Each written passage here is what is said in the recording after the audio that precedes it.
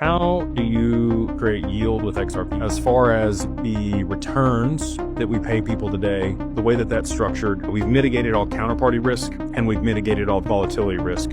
There is still risk in the investment itself. The strategies that we run could lose money over a quarter, and we would have to sell a small amount of XRP to be able to cover those losses if that had taken place.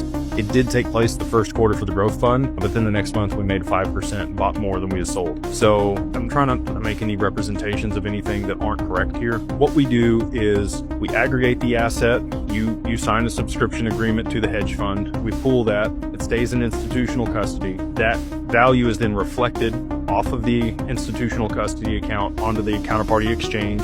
So if the exchange went bankrupt or our partners have problems or whatever happens, the assets are still on our side in the account. So we mitigated counterparty risk. Now, the way we mitigate volatility risk is that reflected value, we draw a line of margin against it, and we only ever trade 40, 50% of that line of margin. So if there is volatility in the market like there was on 1010, they get out of positions and there's no capital called away. And that worked perfectly. We had no XRP called away on 1010, which was the largest liquidation that's ever happened in crypto, 9 times larger than Luna. So I was extremely happy. Like, everything that we put in place worked perfectly. We actually made money in the income fund on 1010 because we had short positions open on the market. Both of these sub-advisors that we work with to be able to manage these market neutral strategies to generate returns have track records of 5 and 6 years in length, and the returns over that period are somewhere between 20 and 40% a year. Most of the time I would be skeptical of those types of returns, but they are audited by KPMG and Deloitte. They're legit. Like, we went through 25 different people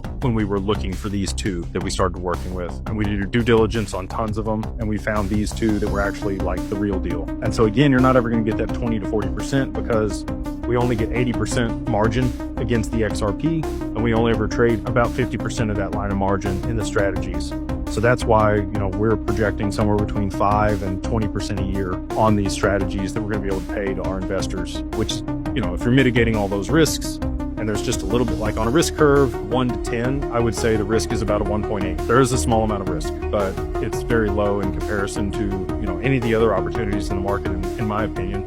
If you're participating in a smart contract of any kind, I think your risk is at least 1.8. If you're giving up the asset to any other counterparty, there's counterparty risk. The smart contract could be hacked. There's no insurance on the smart contract. And that's why we haven't participated in DeFi quite yet, but we will be in the near future as we shore up those risks as well.